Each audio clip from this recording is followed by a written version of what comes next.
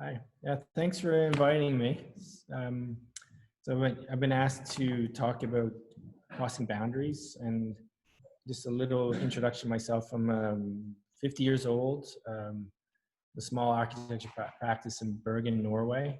I'm originally from an island like Hawaii, also an island person in Newfoundland outside of Canada. And I was educated undergrad in environmental town planning, where I was specialized in ecological restoration of landscapes. And then went to the Rhode Island School of Design to study landscape architecture as an exchange student. I worked in Vienna for a professor, Maria Aubach, from the Rhode Island School of Design.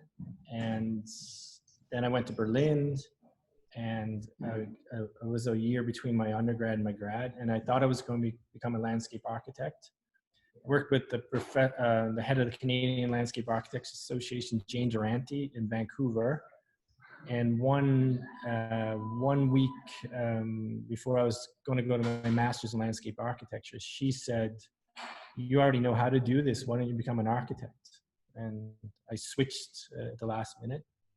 And I went to do my master's degree in Montreal and McGill. And at McGill, I concentrated I continued more on the ecological town planning. And so at McGill, I had a really hard time the first semester. It was very, I didn't, it was like a difficult birth. Me and the professor didn't really understand each other.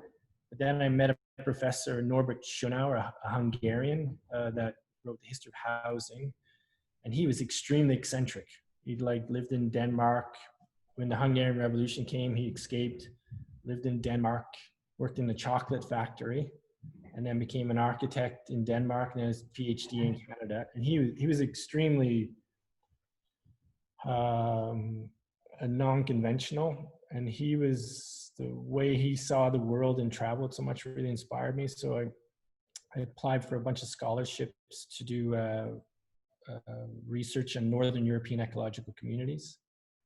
And my father worked with Air Canada. I got to Paris for free. I had enough money for 3 weeks to travel, but I started hitchhiking and I didn't use any money.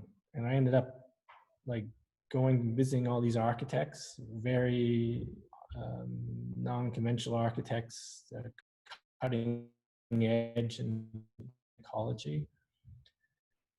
I ended up Paris hitchhiking to Moscow and then Trans-Siberian train to China. So I was doing this as a part of, that was my education. And then I went back to McGill and finished. And right after that, I came back to Norway and started my practice, basically. I worked a little while in an architecture office, but had my own practice since I've been basically 25, 26 years old. But what I'm going to do now is going to tell you how I cross borders, and I'll go into that. And I just wrote down little notes about my life. 0 to 15 years old, I was in Newfoundland. It was a small community.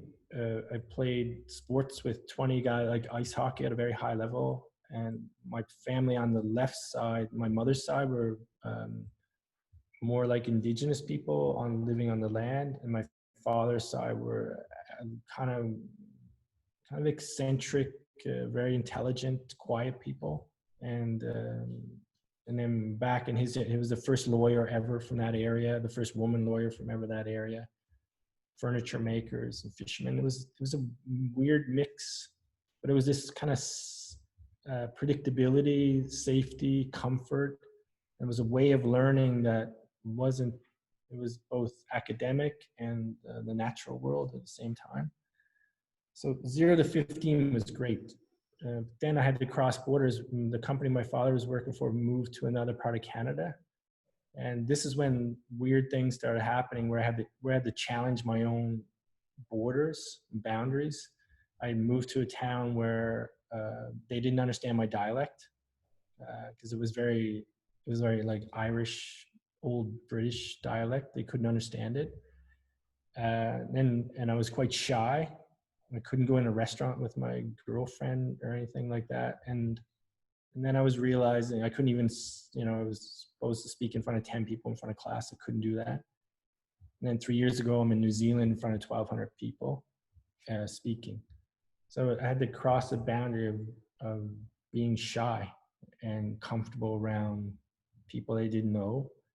And that was actually, that boundary crossing there was probably the most fascinating thing I experienced. It opened up so many doors. I've met so many interesting people around the world now because I teach at Cornell, University of Toronto.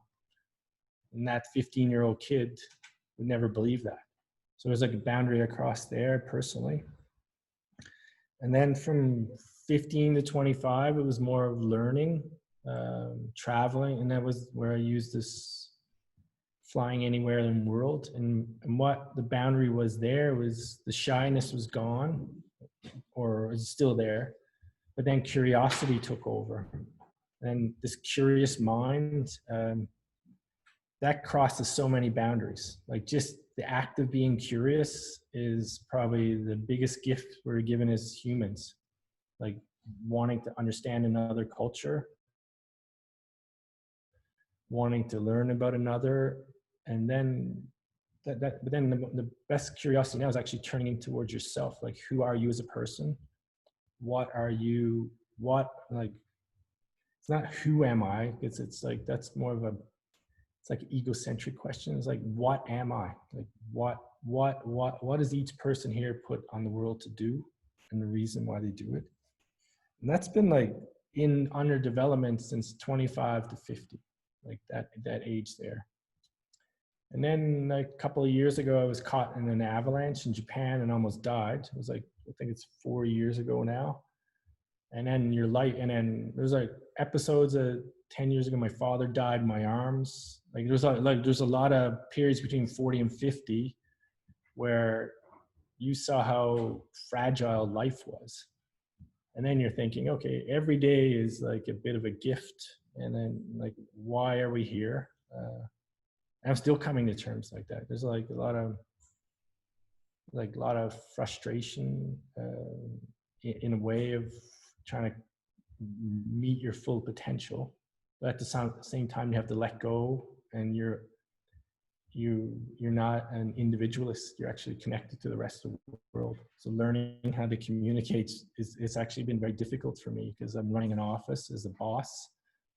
And it's like a different type of communication, and you can't take that communication actually into your personal life and vice versa. So it's like right now at 50, I'm learning how to communicate. I'm like making 1,000 mistakes. So I'm like crossing a new boundary. And then how the world sees me is not how I see myself. Like I'm crossing a new boundary now and saying that what I originally did with ecology and architecture and those things, that's what I want to do. It's more social-based architecture. It has a larger impact on helping smaller communities. So that's where I'm trying to move in and out. But I'm not so sure if architecture is the tool to use. For example, the Ireland Lookout, that was it's been a huge tourist attraction. It cost almost nothing to build that thing. It's around 14, 15 years old now. And if I had $1 for every person that's been there, I'd be I could retire. So that's what I put in my contracts next time. So the idea now is like, what type of architecture should I be doing to give me more feedback? Like these individual single family housing, it was kind of like a practice arena to building up relationships with people. But the ultimate impact of designing a home for just 4 people doesn't give me anything anymore. It used to be very intimate. Like I had a party at my house, a dinner at my house a while ago with like 30, 40 people. And one of my friends said, there's like 16 of these people you drew their houses. And I didn't even know that. I didn't even think of it. It's like, they're just my friends. Yeah, because we became so close. But in the last 3 years, it just became too much, like 9, 10 houses on at the same time. And it was like this emotional connection to a client wasn't there anymore. It was, but it was costing me a lot of energy, and it was like just getting older. And so now I'm like, now we're up in the question, okay, what's next? So we're finished. We did a book like 5 years ago, looking back at 10, 15 years. I was quite happy with it. And the Fogo Island was a big chunk of that book. It was like a project that meant a lot to a lot of people. And then I was having dreams of, after, like, it's like a crossing border thing as well. Like Fogo Island is an island outside of Newfoundland. It's an island in itself. And I was having nightmares of being like dead under the snow in Japan. And then what will my daughters do? And then had this one dream where I saw the back of my daughters walking onto the ferry to Fogo. And then right there, the dream went away, and I went back into this kind of peaceful sleep. And I realized if my daughters could get to there, they'd be safe. Because there's 2,500 people on that island that know that I did everything I could to make their project. And they're very grateful. I'm very grateful. And it was like a safe haven for them. So what I'm doing now, we bought like 2 old houses on Fogo now, and I'm restoring, and I bought an old school. So eventually I'll be working from there and kind of coming home. So I went from zero from Newfoundland, then almost educating myself out of it's really poor there. It's like you become an architect, they don't need you anymore. It's like running a snow removal business in Hawaii, for example. It doesn't work. So luckily I got back to there, and it was kind of like a long road home. And through that journey, I had to cross some boundaries. Now the next boundary is like, where will I be working? What will I be working with? Which speed? Like the speed that we were going at it's like unhealthy. It's like and it's not what I wanted to do. So now we're kind of like, I'd say slowing it down, but dividing it in a way to try to make it more, you can get back to putting more care into projects. So, and then now we're doing like a 6-hour training session with the Wabanaki Indigenous people in New York University about how we work with Indigenous, and then their struggles and their visions forward, and how we can help as architects. So I think that was like more on the broader sense, and then more on the personal side of things. And I think what we're doing now, we're going to try to keep doing architecture, but only with but with clients with the motivations that are aligned with us. And that ends up being a lot of philanthropists. Like did the Fogo Island project with Zita Cobb, which is a philanthropist. Now we're doing a visitor center in Todd National Park with the Wabanaki, the Indigenous, and that's paid for by a philanthropist, Roxanne Quimby, that owns Burt's Bees Lip Balm. She gave like $120 million, and we're working together with her son doing the project.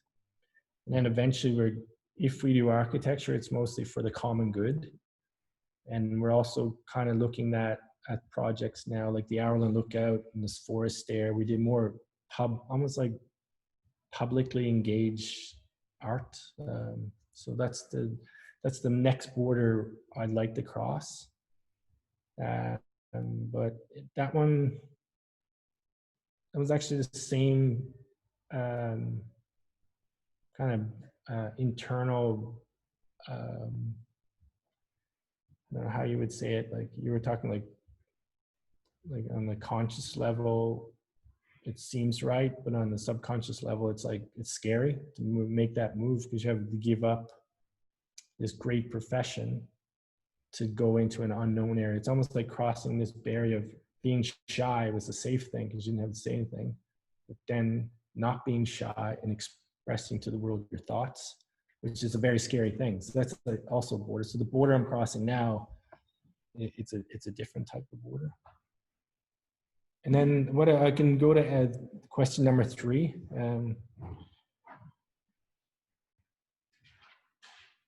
And this is a really good question. It's like, how do you think ideas might move between cultures without undermining identities? And that's a tricky thing now. Like, we're working with the indigenous now, and we're learning a lot from them, and they want to protect their culture. But at the same time, I feel like the stuff I've experienced in my life, if anything I've experienced could help them, will they be open for that? And but what we're trying to do is, like, I'm not trying to undermine their identity, and they're not trying to undermine mine. And the theme actually moving forward is more of like, they have these baskets where they weave, and they also braid like sweetgrass. So it's a braiding of like individuals that actually become like much stronger. So that's what we're trying to do. But what I did on Folga was very easy, because I was like presenting to like almost 1,000 people in the community, and I looked around, there was people there like had the same like curlers as my grandmother did, and there was like jackets my grandfather did. It was very comfortable. And when I present to the Wabanaki now, because of Corona, we were getting to know each other. We're like hiking and spending time in the woods and stuff. But now it's all like this video. So it's a bit tricky now of not undermining identity, because we probably won't get to know each other as well as we should. So in this time now, this like half year, on some ways identities can get eroded, but at other times, like, this is like a great opportunity, like, to be on Zoom, just to be able to share, I think. And then it could share to another idea. But I think it's up to the individual to know their identity. If you don't know your identity, it's going to get lost in a way. If you don't know yourself, or know what you need, or what makes you, I think then your identity will get lost, because you don't. And I think that's the role of each individual person, to find out what they want to, to find the inner, everyone, like I have this theory that everyone's equally as smart, but we experience the world differently. And that's where curiosity actually doesn't make you're not started off smarter than anyone else, right? But curiosity is actually that thing there. But if you turn that curiosity towards yourself, I think that's where you can kind of be proud of your identity. So I don't think there's anything like moving between cultures it's weird. Like, I was back to that, like, my 8 generations ago, my family moved from Dorset in England, like 3 brothers. They became really successful. Then on my mother's side, my great-great-grandfather was a fur trapper. He married a Micmac Indian.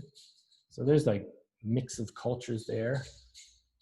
And then 8 generations later, I moved to the other side of the world and create 2 kids, 2 daughters that are half Norwegian, half Canadian. So this crossing of cultures is, it's a really interesting time. I'm really interested in hybrid architecture. And I think humans could benefit from a few hybrids. Yeah, like, I have nothing, I just see the beauty of interracial marriages. Like, it's, or like living in another country for a while and seeing a different perspective. It's one of the reasons why I get so many housing commissions in Bergen, because I've added like 3 or 4 qualities that I've had from Canada that they didn't see that could be a benefit from here. So this cross-pollination is very interesting. I wouldn't think it's so interesting there's like a difference between like this hermetic preservation of culture and this active preservation of culture. I think you should have both. Like, the past is like more hermetic, and the now is more dynamic, moving into the future. So how do you move into the future and And you look back at like 15,000 years of culture, and then how does that evolve into where we are right now? So this weaving and braiding of people and still being individual, but knowing as that you are connected. And this crossing borders is actually where more and more as you get older, you kind of looking at time differently. It's like on Fogo, Zeta Cobb talks about geological time, like looking at the world. I talk about my buildings in 500 years that they won't be there. That's why we kind of build lightly on the land. We want the land to be exactly the same as it was, or not to have scars on the land 500 years later. The indigenous in America talking like 7 grandfathers, 7 generations. So there's like a crossing of borders over a longer time. I think that's could be a really interesting way to look at it. Good that you're doing that for the students, and that's actually a good question. I wrote this down. How do you tap in your own empathy? It's like the saddest things I see teaching, and I can be really honest with you. Like, I don't think you can teach design. Like it's really, really hard. You either have it in you, that burning desire. You can give people tools to a certain extent, but there's like in psychology they talk about 16 different personalities. In Buddhism they talk about 51 different mental states, but like there could be like 51 different, like 16 different personalities. That means there's probably 16 different types of architects. Mm-hmm. Are all of them supposed to be like the designer, capital A? Well, I look at it as like we have teams where like 40 consultants. I think we're all as important. It's like a Swiss watch. Like there's a big cog in there that might be, everybody thinks that's the designer. But there's like 3 little small screws in a Swiss watch that you barely see them. They don't look like they do anything, but if you take them away, the whole thing falls apart. So, and I think it's really uncomfortable for you to tell the students, not everyone is going to be a designer. Not everyone's going to be, and I do this, you have to do this in the media as well. Like not everyone is going to have this lifestyle. And if you think you're going to be like that, you're going to be frustrated, but just find your place in architecture and do the best you can. And it also, in terms of culture, that's why in Newfoundland, when I worked on Fogo, and coming back to the Hungarian professor, he told me, we had this like very, very arrogant guest critic from Harvard. And they came and I designed a little house, and you walk right into the kitchen. And they were like laughing, like, where's the porch? Where's this? Where's this? And they were like kind of making fun of me in like making their own ego, as some of these teachers do. Then Norbert Schönauer sat back. He was 66 at the time. And he said, hey, Todd, where are you from? I said, I'm from Newfoundland. He goes, what happens in Newfoundland when you walk in the front door? I said, you go right into the kitchen. He goes, you do that in all the houses? I said, yes. He said, keep designing houses the way you grew up. And he showed me that I should be proud from Newfoundland, but it took me 20 more years to get a project to represent my architecture on Newfoundland. It was like a dream call, getting a call from Zeta Cobb. And then I could do architecture there. And I think that was probably the biggest gift I've ever got in my whole education. Design from your standpoint, from who you are, what you know, what your memories are.